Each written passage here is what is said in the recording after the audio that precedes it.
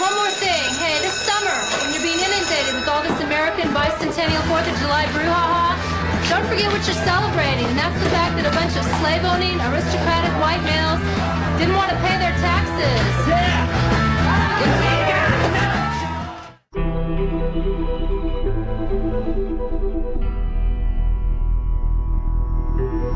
You are listening to Think Theory Radio. Radio.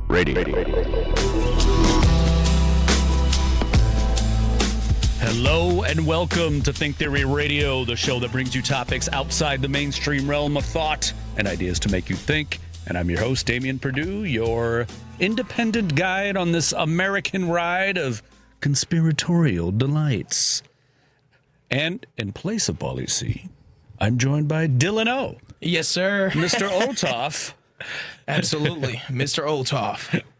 I want to make a what's the Dillio joke, but that's so dated and it wasn't even that great when it was a saying. What is what's that? The Dillio? What is that? Dylan O, Dilly O. Oh, true. It's bad. I'm sorry. It's I okay. apologize. Just dump that. For part. trying. Hey, A+ for trying. You got to get the Freemasons. Yeah. We do have a little a button in there, the Freemason button. This one, we got the... Freemasons run the country! Absolutely. In place of Paul, I got to do it big, you know? Yes, and that's a perfect one for today because we're going to talk about the origins of American conspiracy theories, or a brief history of American conspiracies, because I feel like, I don't know if this is, a true statement, but this country seems to be the most rooted in conspiracies of any country the world has ever known. I don't know. I guess I'm wondering about the baseline of the comparison for that one. But definitely right now, honestly, everything goes through ebbs and flows of how people feel, right? But... Well, I think it's a big, if you don't learn your history, you're doomed to repeat it kind of thing in this country where we assume, especially with what's happening now, right? And you look at just conspiratorial-minded, pundits and obviously a president and other, politicians and talk show hosts and everything. Then we're inundated with conspiratorial thinking that this is something new and outlandish. And, oh, my God, like, how can this have happened? How can these people have gotten in power? But if you really look at the history of American politics, this goes back to the very beginning. Yeah, I would also say, at least at this point in time, it's kind of reached a zenith. I think that's the correct word right there. I believe so. I hope so. We're going to see later. Later. Honestly, it's reached an apex, right? Yeah. Because people, at this point in time, either they're monetizing, conspiratorial things for whatever reason, or they know that to the point of monetization, right, they can obtain power by being able to say that, oh, these are the people who are ailing you, when in reality, right, it's a deflection for many of the same policies that they're putting forward. Look at, like, this whole big, beautiful bill nonsense, and I was looking at some of the dates in which they have many of these policies set to go into effect, right? You know, it all reinforces itself, right, because now you're blaming the people who are currently in power when these are things that have been, in play for years, maybe 10, 20 plus years, I wouldn't say 10, 20 plus now, but like I think they have 2028. They're setting a lot of people to lose their Medicaid, and that's right around the time of the transition period. So it's craziness. But I will say, though, back to the conspiratorial part, just not to derail the show. You're filling in for Paul quite nicely because that's it. Oh, thank you. Yeah, right. We got that's his job. It right. Add a little bit of sauce to it. But it's every once in a while we go through these ebbs and flows of things, and I think that we're going through a point in time where it's. And sometimes it's just exciting to go through these conspiracies, right? So that's what people are feeling, it's getting amped. Remarkably, it goes back to the origins of the country. I mean, this is, in the Jamestown days, in the that was the one Constitutional Congress days. Was that the one where everybody just disappeared, or was that Roanoke? That was Roanoke. Yeah. Okay. Yeah, but I mean, the founding of Jamestown. There's like a conspiracy that the Pilgrims were pushed off course on purpose because the Jamestown colonialists didn't want them there.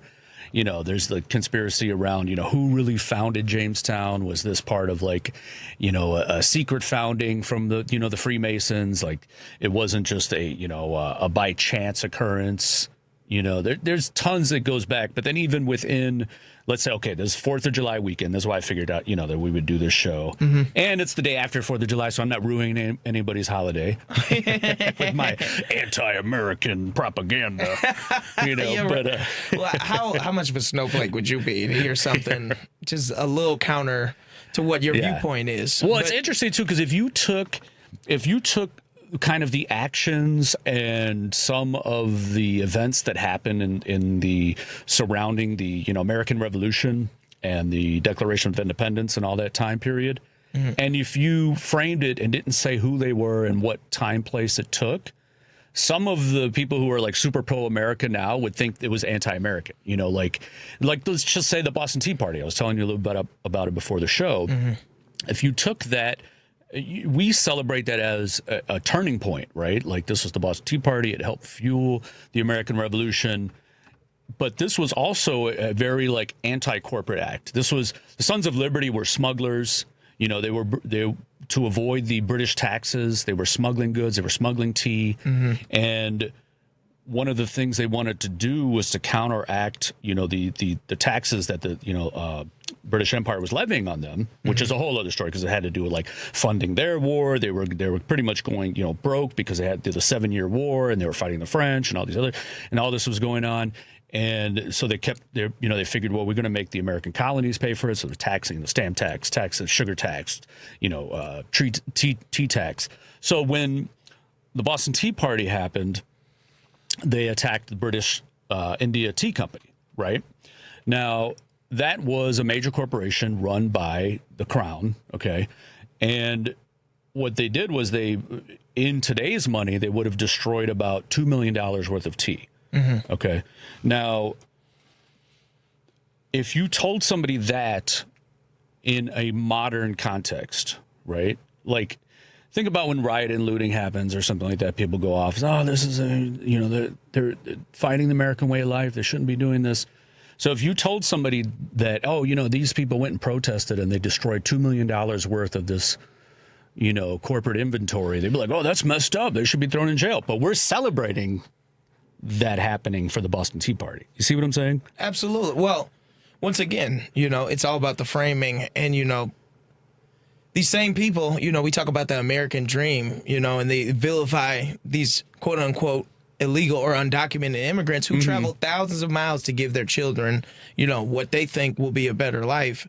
And we turn around, we vilify them, and it's just a very interesting way in which it's all about the people, how people kind of perceive it, right? And it's not necessarily about the truth of the matter, or that, quite frankly, there, but for the grace of God, go all of us, And these people, I think that it's very easy to be mad and say to yourself that these people are doing this, or even that parallels things that have happened throughout history and the same kind of vitriolic, like, thoughts and statements were made about the Chinese back in the late 1800s, early 1900s, right? They wanted to ban them from coming in the country. This happened in the 1800s, like with the Know Nothing Party, and they thought, there was a Catholic conspiracy to take over the U.S. government. They didn't want the Irish and German immigrants here. Like every generation that has the same thing, and they use the same talking points. The immigrants are coming, the others are coming.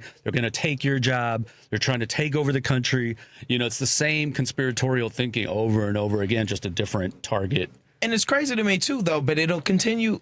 I hate to say it, but it feels like it'll continue to work just because people just like get activated by emotions baseline. I mean, it's proven that it continues to work, And as we said, we go through ebbs and flows with it. I mean, we're going to see what our current, administration ends up looking like. But sadly, that's, when you look at people being motivated against Joe Biden or any of these many programs that he put forward, they don't care about materially, right? Okay, I brought some jobs to your town that has been desolated by factories leaving. This might allow y'all to be able to have, quote unquote, the American dream. They're like, no, I don't care about that, right? I'm hurting right now. I want everybody to hurt. Or I think that alternatively, some immigrant, right, which I will say there is something to be said about depressing wages, but how is it that this immigrant, right, is able to outcompete you after traveling thousands of miles to be able to get here? You have all these different things and resources that are inherent in America, right? And you're going to turn around and say that, the but deck because is it's stacked. it's all just, but that's what I'm saying. It's all conspiratorial thinking. It's all politicized. It's just, which has happened throughout the generations, Before we get into some more, let's take a quick phone call. We got a mystery caller from the area code 415. Who's calling? Yeah, David from San Francisco. Hey, how's it going, man? It's been a while. Francisco.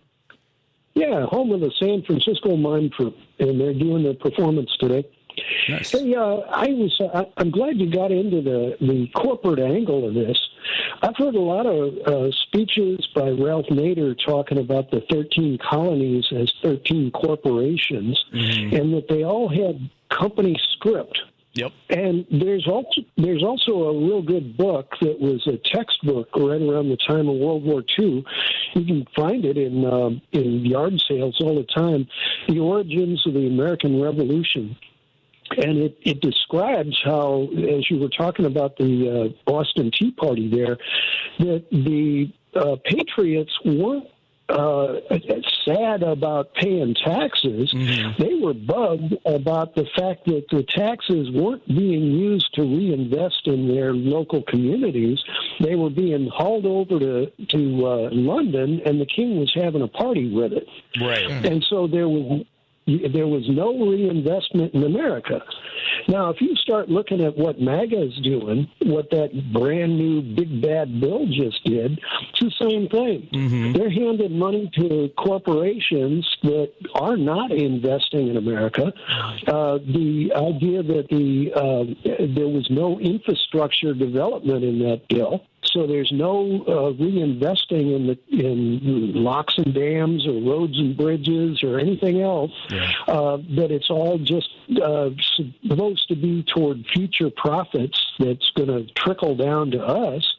And so it's the same crap, different day. And so I was just going to raise that angle of it.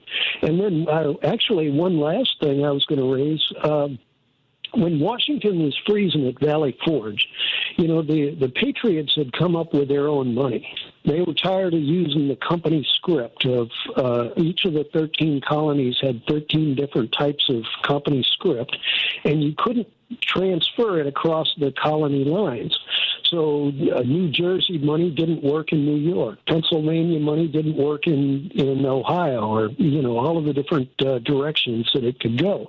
And so the idea that the people had to come up with their own patriotic money, and that was called the Continental Dollar. Well, the British came up with some counterfeit, and it wasn't worth a continental was a big expression back then. That the merchants didn't know whether or not to take the continentals anymore. And so Washington was freezing at Valley Forge because he couldn't buy firewood, he couldn't buy bullets, he couldn't buy anything with continentals anymore. So they just, in the middle of the night, got their hunkered down, crossed the Delaware, and beat their brains out with the butts of their guns and stabbed them with their machetes and won the battle. And then the Patriots got out the printing presses, and they came up with 13 different continental replacements. They were called the New American Tenor. And they just waited the British out. It didn't take long, actually, because smallpox came in, and George Washington was smart enough to use a vaccine, and the British didn't. And so smallpox and the new American currencies beat out the British. So I'm recommending that come up with some local currencies. We've got to beat out if Donald Trump wants to steal all the money, we're going to have to swap out the money, and their money's no good anymore. There you go. I like it. Get the Chicago coin and the right, the New York San Francisco cent, or the dollar. Cents. That's awesome. Okay, I guess we're putting Dave's face on one of them. Yeah, right. All right. Hey, thanks for the call, Dave.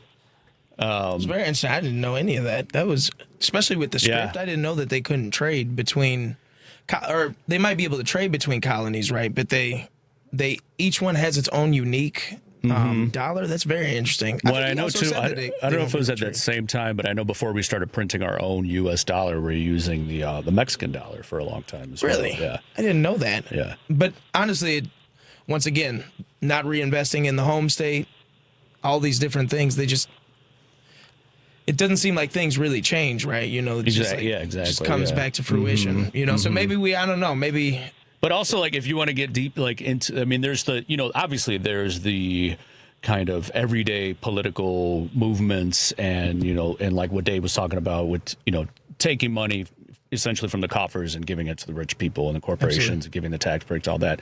But then you get into kind of like just how, especially like Trump's first term, and you get like QAnon becomes a big thing and becomes mainstream, right? So like if you go back kind of 80s, 90s, conspiracy was more underground. It was a lot more left wing too at the time. And there was right wing before that, the left wing. It keeps going back and forth, but it became popular, right? Especially with social media and YouTube and everything, to the point where you had a president who could say things out loud and repeat conspiracy theories that he's reading online, and everyone goes with it. And then you get other, Marjorie Taylor Greene and Lauren Boebert and everything. They're repeating these same conspiracy theories to the point where now his new cabinet is filled with like conspiracy influencers and all these people. RFK? Yeah. Absolutely. And, but it's some of the things they say, some of the things he's doing is rooted in a lot of the old conspiracy theories. So like, how he reenacted the Alien and Seditions Act, right? To try to like use that. It was the, I feel like they use it against Japanese Americans, correct? Or was it? yeah, but I mean, Trump reenacted it to use it against like the migrants, immigrants, right? yeah. A way to deport them. But that originally was created, it was partly motivated by fear of members of the Illuminati taking over the government. There was the conspiracy that the Illuminati were taking over and that the French were funding it. It was like, but it was all just like a conspiracy thought. And then they came up with this Alien and Seditions Act. So did they begin expelling French people?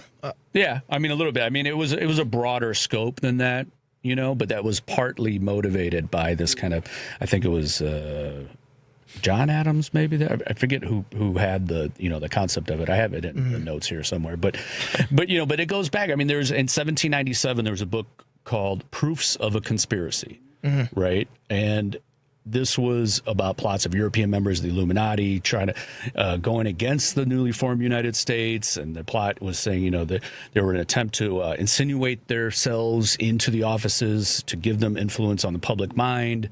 And this was, late 18th century. So, but this was the same thing as what they say now with the deep state. There's a deep state. The Democrats are, they have the deep state. They're like infiltrating and they're trying to take over. It's the same kind of thought, but this was back, 200 years ago. Right. And it keeps going like that. It's very interesting how it repeats over and over, but with the different players and different names. And it's kind of unoriginal in some lights, right? It feels like we're just recycling the same thing, and then people eat it up. I think it's this baseline, right? When you start playing on people's fears, it gives you a lot of leeway, No, no doubt. We got to take a quick break. When we come back, we'll get to more of your phone calls and more of the brief history of American conspiracies right here on Think Theory Radio.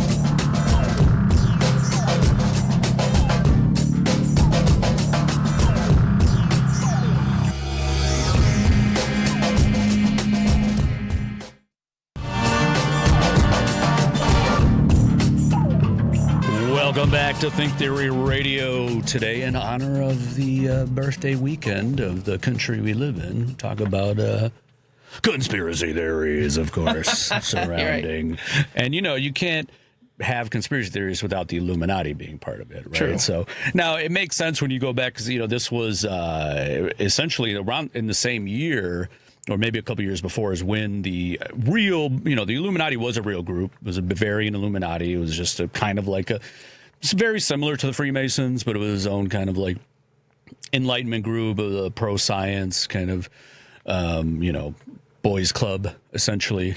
Right. And one of the original fraternities. Started by a man named, he was a Jesuit lawyer named Adam Weishaupt. And there's a couple different. So one is that when, you had the Continental Congress and Thomas Jefferson and all these guys, and they're writing the Declaration of Independence. And when Thomas Jefferson was running for president, there was a huge conspiracy theory that he was part of the Illuminati and that he was part of the takeover. And there was a minister named Jedediah Morse from Massachusetts who was one of the big proponents of this conspiracy theory. He went around espousing it and saying, "No, Thomas Jefferson's part of this secret society. This is an attempt to take down, the U.S. government and America, and that he's anti-religion. He's going to ban religion." Like, very similar to how, the Republicans, the Democrats, they don't want you to be Christian. They're war on Christmas, all this kind of same kind of thing.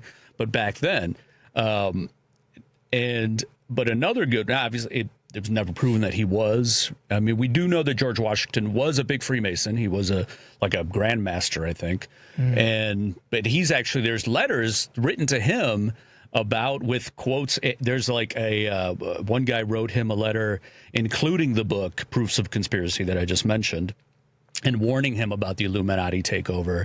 And there's a letter from George Washington back to this guy saying, "Oh yeah, I know about them. We're all good though. Don't worry about it."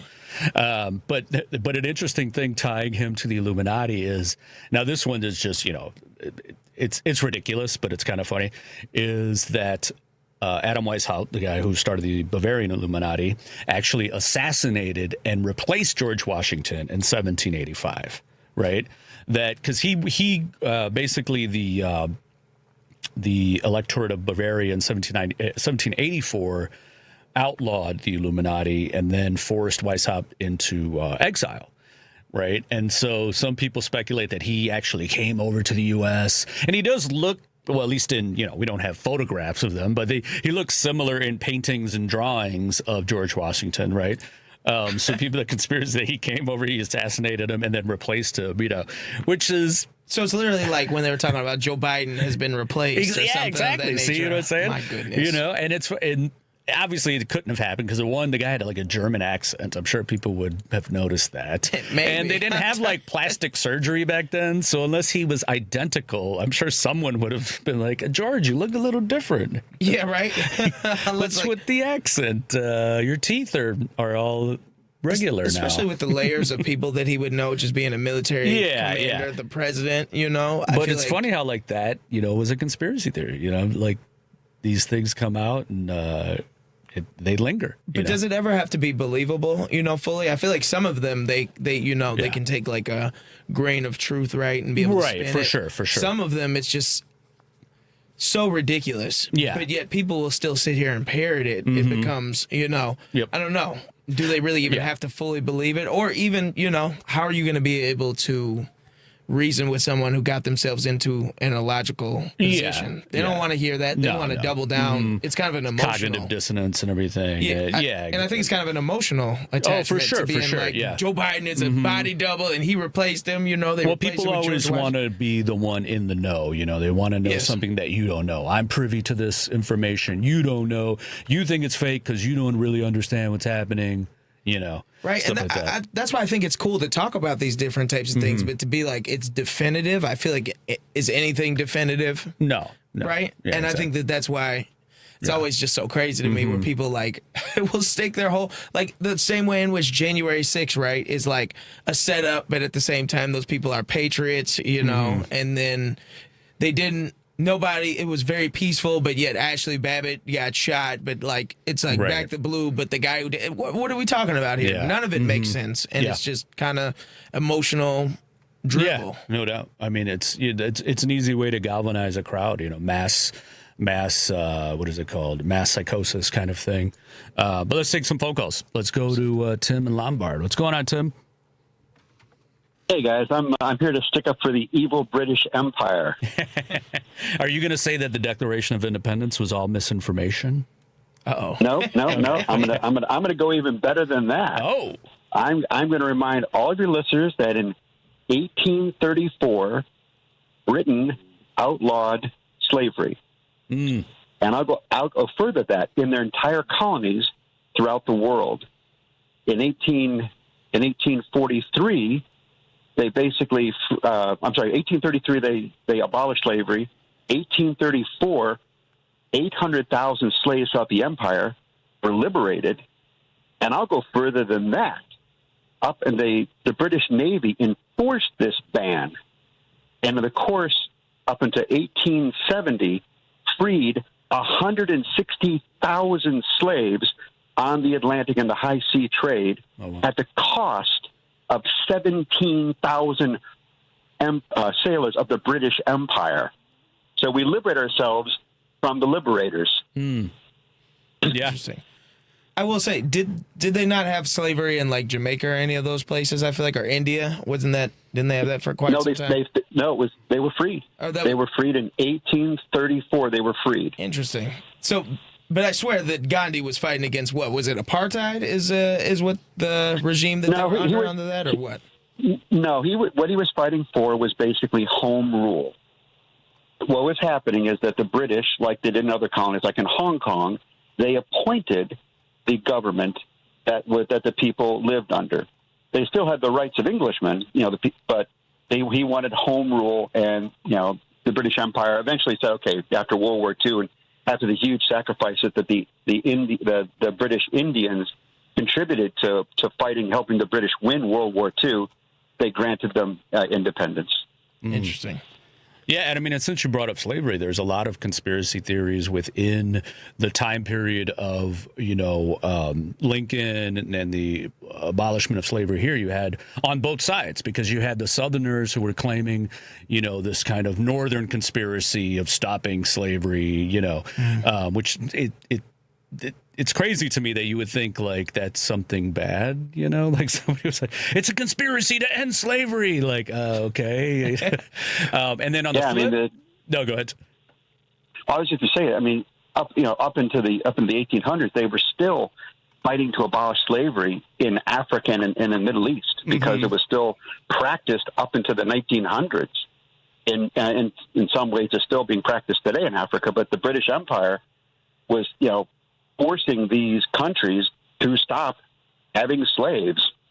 Yeah, I know. And there was even to the point where they were, they believed that there were like powerful figures within the Republican Party who, that was Lincoln's party back then, and they were plotting to outlaw slavery and become known as Black Republicans. Like this was a thing with them. And then on the flip side, you had the Northern, the abolitionists who believed that it was called slave power conspiracy. And that there was like this kind of like secret takeover by Southern politicians within the U.S. government, and that they were using, their influence with their money, from slave ownership and everything to take over the government as well. Yes, but anyway, I'd say the British Empire doesn't get its fair due. Okay. Yeah, I didn't know that. I didn't even know. It's interesting. So when you said that, I thought you were going to talk about. There's, some historians argue that the Declaration of Independence itself has a lot of misinformation in it, and that aside from the preamble, which like is mostly what people know, right? We hold these truths to be self-evident. We know that part, but a lot of people don't know the rest. The majority of it is actually Thomas Jefferson just kind of levying charges against the king, right? And a lot of them, they're not really explained. It's just like there was this conspiratorial thinking that, honestly, this Thomas Jefferson and them were trying to tell people that the king were going to enslave the colonists, that they were going to enslave white people as well. This was a big part of it, and it's just like he just levied charge after charge. And there's historians who think that like it was a part of one. He was a masterful writer. He was a very poetic writer, so it is a brilliant piece of writing, don't get me wrong, and I mean there's a lot of great aspects to it, but when you look at kind of what he's talking about towards the king, he doesn't really prove any of it. He's just kind of like adding, he rambles. Yeah, he rambles on and on. It's just kind of like trying to galvanize people against the empire, Yeah, it's kind of doing the Donald Trump. Yeah, one of the horrible lost moments, and here's another conspiracy for you, is that I was reading somewhere that at the Constitutional Convention, Benjamin Franklin proposed taking the newly liberated lands we had in the West, that we basically got from the British Empire, using that land as compensation for the slaveholders in the United States, and ending slavery at the Constitutional Convention. And it didn't get a vote. Very interesting. Wow. What a different country we would be. Yeah. That's wild. I mean, there's so much history like that we don't really know and we take for granted, you know? That would definitely be keeping with Benjamin Franklin's Quaker background. Mm-hmm. Yeah. That's awesome. Well, hey, thanks for the call, Tim. All right. Take care. Bye-bye. Let's go to Roosevelt. We got Roosevelt. What's going on, man? Hey, guys. Thank you for taking my call. Thank you for making it. So I'm going to toss a lot of stuff, a little bit of everything here. Now, you guys are talking about Benjamin Franklin. I believe he wasn't Benjamin Franklin the one that got the French to help us with our independence. He knew fluent French. Yeah, he was kind of like a big star over there.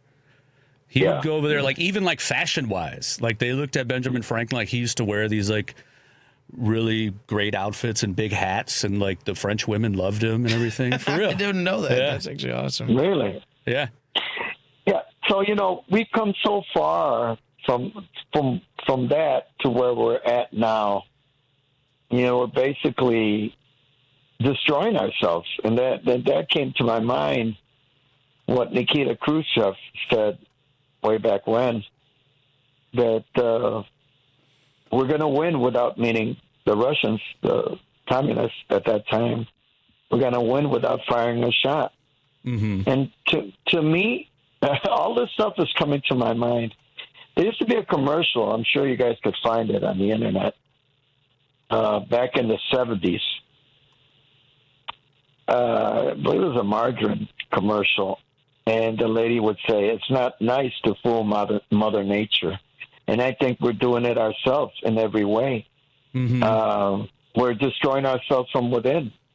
And to be specific, the big shot in the White House is doing it because, the weather. We're just starting, and look at what's happening in Texas. We're destroying ourselves in every way. Yeah. Because we're isolating ourselves specifically from Europe. We're isolating ourselves from Mexico and Canada, our neighbors. And we're listening to whatever the Russians are saying. I mean, what Putin's saying and their way of,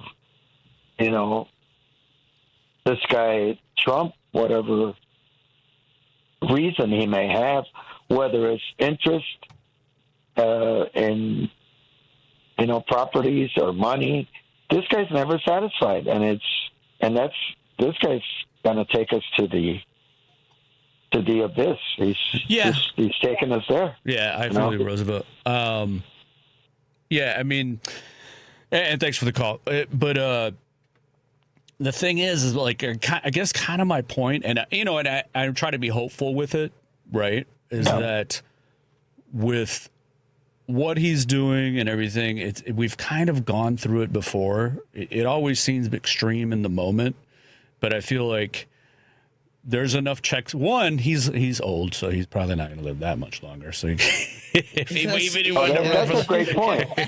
So that's a great point. We have that going for us, right? Two, if you look in the past, like I said, there's been different presidents. I mean, was it John Adams?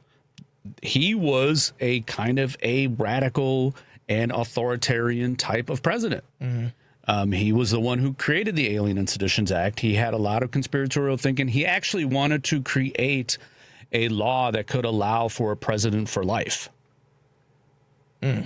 Right? So we've been through this before, and I hope that the way this country is set up, the way there's so many different checks and balances, so many different people here, that we can survive it, and I guess this was kind of like a part of the reason I wanted to do the show today on this, because I think we get caught up in current times, right? And this is throughout history. Whenever you're in whatever era you're in, you believe that era to be kind of the only thing that's ever happened, right? Mm-hmm. Like, this has never happened again. Oh my God, right? But no, it has happened before. We've been through it. We'll get through it. We'll probably go through it again. And we will come out different, I think, though. For too. sure. I think that's one, like, when you even examine the way in which we don't have flying cars, Yeah. but in many ways we are kind of cyborgs. Go ahead, Roosevelt. What's up?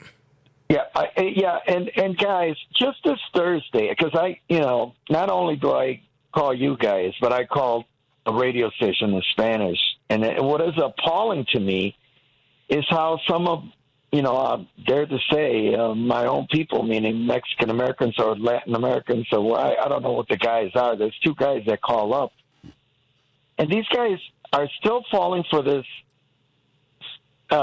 sticking up for the billionaires. Yeah. Now, this is what this guy said. This is how ridiculous it is. Now, he said, I'm going to give you an example. Just this one guy. He said that it shouldn't be anybody's business what Bezos does with his money. That basically people, are protesting in Europe, because I don't know if you guys heard about the protests over there where he was having his wedding, that basically these people are jealous and that we're jealous. And then I had to call and said about the only thing that I'm jealous of is him not paying taxes and how he gets all these subsidies, which a lot of these billionaires, but a lot of these people are still falling for this Reagan type of thing that all this stuff is going to trickle down. That without these billionaires, you're not gonna have jobs. Yeah. But what they're doing is taking the money and making more money with it, reinvesting it.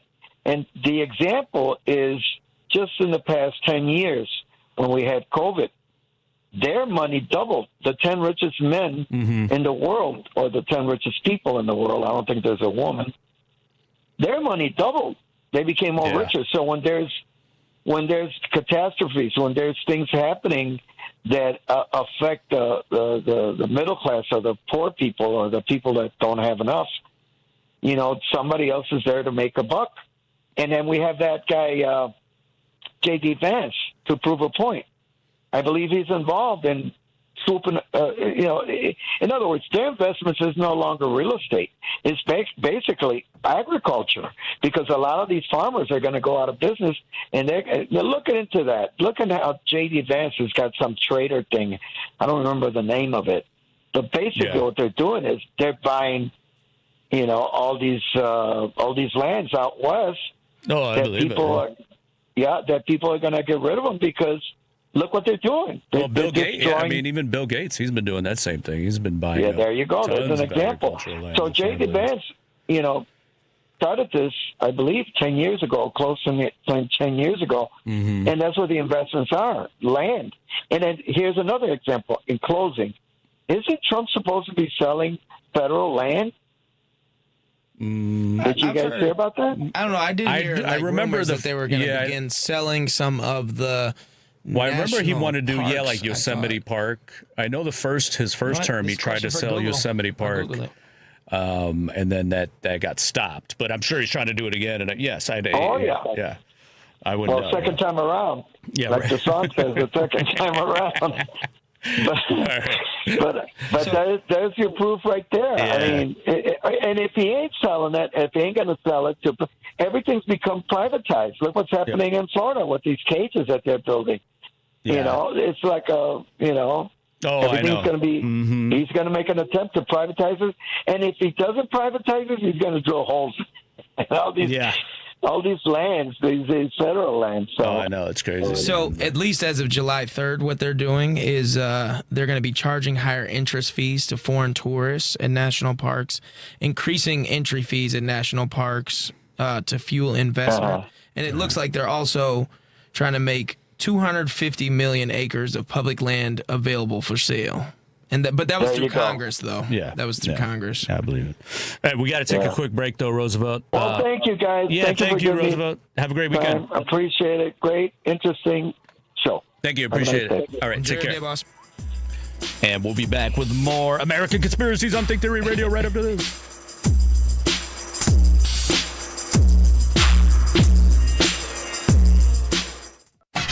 You're listening to WCPT 820 because facts matter.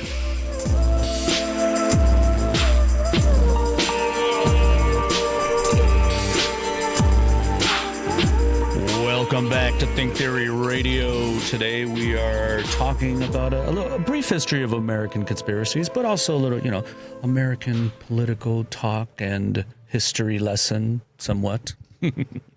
And Roosevelt brought up like the alligator Auschwitz and like what they're trying to do. And it made me think of several different things from this presidency and then the former term as well, where like you get you had those so many years, like the conspiracy theories talking about like FEMA camps are going to fill FEMA camps and they're putting us in there. Right. Yeah. But now you have like the president who's FEMA actually camps, building these, and everyone's like, yeah, all right, that's a good idea. But I think it's this crazy thing where, a lot of their stuff is projection, right? Yes, for sure. And so they, I've read that some of conservatism, right, one of the biggest tenets of it, right, is that there are laws that bind these other people and laws that really don't bind you, and you're free to kind of do as you want, as other people are constricted by these things that you believe, like you look at some of these women and the ways in which they believe the only moral abortion is my abortion, and it's this way of like, the way in which Greg Abbott made, I believe, a large amount of his money, right, is I think he sued some guy because I think a tree fell on him and paralyzed him, which is a tragedy. Greg Abbott's a terrible individual, but apparently I think when he did get into the legislature, he changed many of the rules, which enabled him to be able to amass that money. And so it's kind of interesting in that certain people, right, they're fine with utilizing things in society as long as it benefits them, and then they'll pull that ladder up right from under them. Look at recent immigrants. I mean, like Italians and Irish people. It's very interesting to me when we talk about xenophobia, when like maybe 100 years ago, they were thinking that they were this underclass of individuals who just like their culture breeds violence, which is insane when you think about it, but people perpetuate it. That's there not was the a truth. huge, I don't want to call it an event, but it was the beer riots of Chicago. And it was basically this. So the Know Nothing Party, I brought it up earlier. There was a political party back in the late 1800s that was really based on kind of xenophobia, like what you're talking about. And at that time, it was, targeted towards Irish and German and Italian immigrants coming in, the majority who were Catholic. And the Know Nothing Party was, the Catholics are coming, from Europe, and they're trying to take over the government, and they're taking our jobs. And, and the Germans and Irish here in Chicago were building breweries. And there was, so the Know Nothing Party, who I believe at the time had a mayor here. I forget whose name was a Know Nothing mayor, and they essentially were trying to shut down the breweries, and and this huge riot happened with all these like German immigrants and some Irish immigrants, and it's very un-Chicagoan of them to try to be shutting down the breweries. Yeah, exactly.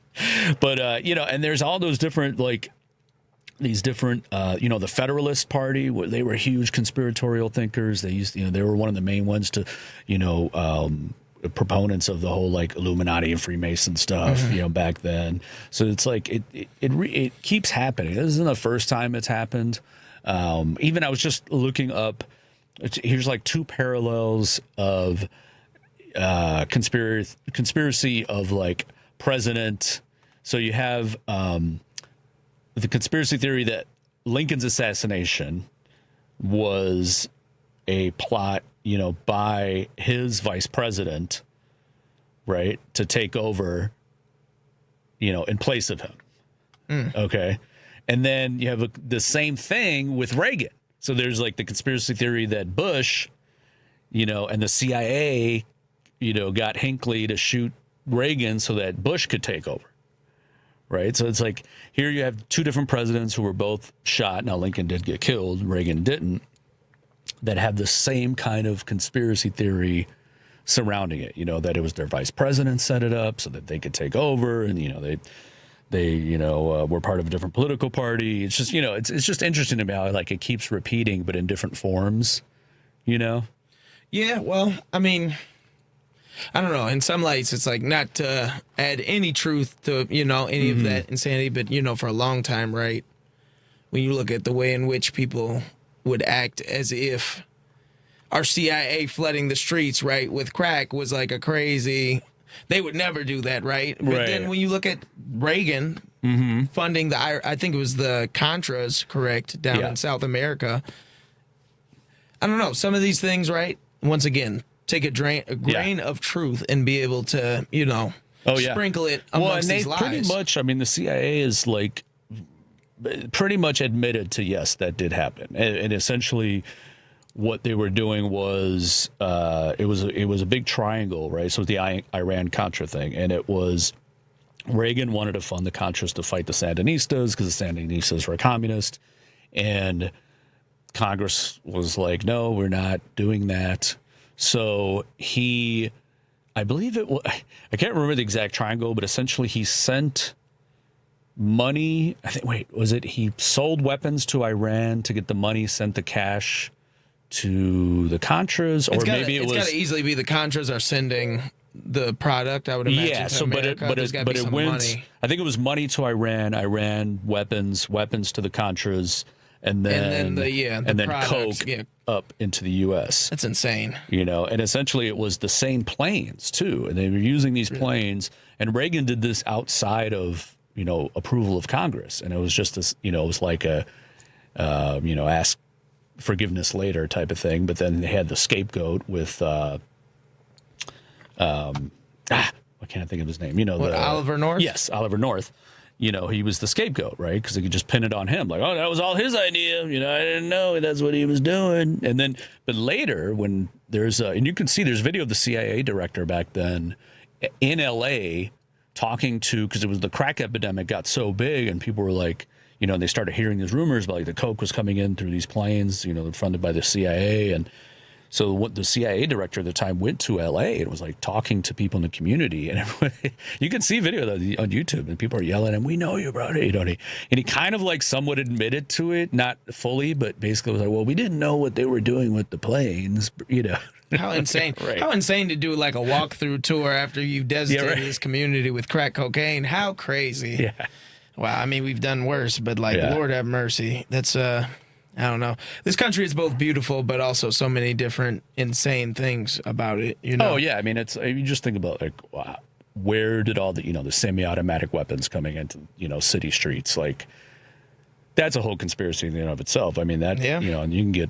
That goes to the whole thing. Did they, put the guns proliferation in the of the guns? We're not gonna go into this, but when you think about the switches and the way in which they're, you can get fully automatic weapons with these little 3D printed things. It's insane. But some of those things, like, it is a new day. It is a new day, and it's kind of crazy, Like, I think Roosevelt was maybe talking about this. Honestly, the whole conversation, nothing really changes. We do get updates in humanity, right? Like we put a man on the moon, but at the same time, I mean, like, we're still out here. Humans are both good and bad, and we got a lot of craziness within it. And I mean, I guess that's kind of what makes it beautiful, but it's also kind of, not to add veracity to any of these conspiracies, but life and the truth many times is stranger than fiction. Yes, definitely. And, just not kind of somewhat off topic, but we were talking about the violence and the guns and everything. And we take it, I hate to say take it for granted, but we think it's normal because we grew up here and we're used to kind of this level of American violence, and we think that must be how it is everywhere. And but I've traveled all over, and it's not. Especially in Europe. I remember it's funny because I was there around the July 4th weekend years ago, and I was doing a project with the U.S. Embassy out there. I was doing a graffiti art project. And we were going into a neighborhood that was like underprivileged youth, and this we were doing a mural project with, and the people who were from there was, hey, just so you know, there's like a really bad neighborhood. And Marseille in France is actually one of the most violent cities in Europe, right? And so they're trying to warn me. I'm like, man, I'm from Chicago, man. There's nothing I'm going to see here. They're like, no, but we have like a lot of murder. Like, we have 30 murders a year. Which is insane because we have like 600. Yeah, but when I told them how many we had here, they didn't believe me. They're like, no, that can't be possible in America. Like, there's no way you have that many. And I showed them, and like, I just Googled like shootings in Chicago this weekend and showed it to them, and they were like, they couldn't believe it. They couldn't fathom that. See, and that's the sad thing, though, too, is many times the violence is segregated to certain parts of the city, and or, there's certain individuals who, for whatever reason, right, they're able to get access to this artillery, for lack of a better word, right, and then, you might be in the wrong place at the wrong time, you never know. But at the same time, right, well, we talk about this insane violence, there's also some, like, really insanely beautiful parts and very safe neighborhoods around here, and I think that safety, like anything can happen anywhere. Yeah, quite totally. frankly, safety's a little bit of an illusion. You know, like Yeah. still somebody could have pulled a blade on you in Marseille, right? You know, No doubt. you would have gave them Chicago paws, right? You know, but within that, you know, still. No, I mean poverty things have is kind happened to of- me traveling too. You know, and I get my way out of it. But it can happen anywhere. And but I guess what's funny because now I'm thinking like, well, that's a good show topic, like the gun conspiracy. That I'm gonna have to put that in my notes because that's a whole other topic. Like, how did it get this bad? How did we get because this isn't.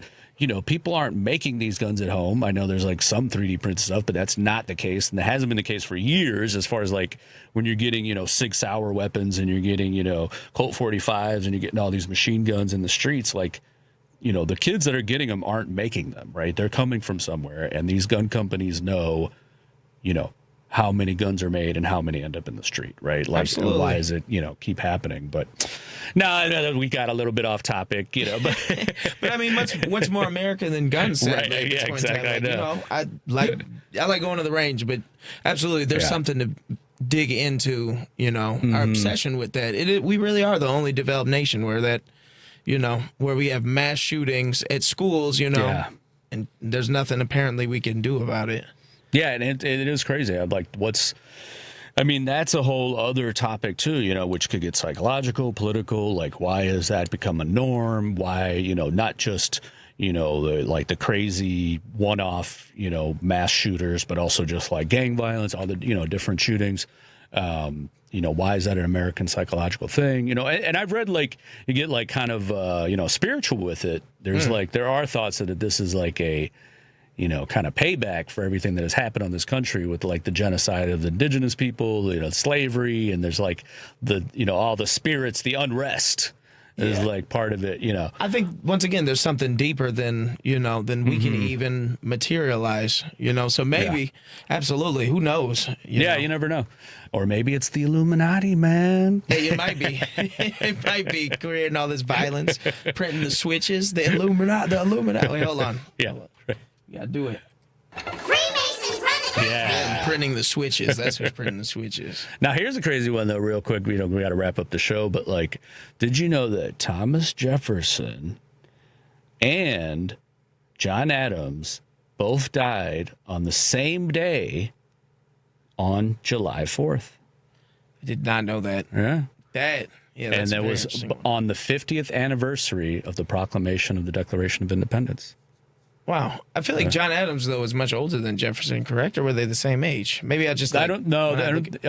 Jefferson was 83 and John Adams was 90. Maybe it's because John Adams, when he became president, he was so much older. But there was even a Like, conspiracy theory around that they were like, they committed suicide together. What? Yeah. 89 yeah. and 90 in the new colonies? But I they don't died know. hours apart. Isn't that crazy? Maybe. They just couldn't... They wanted to live Yeah. with each other, right? Lord. All right. That's it for the show. I want to thank everybody for listening and for calling in. We'll be back again next Saturday and every Saturday, 6 to 7 p.m. right here on WCPT 820 Think Theory Radio.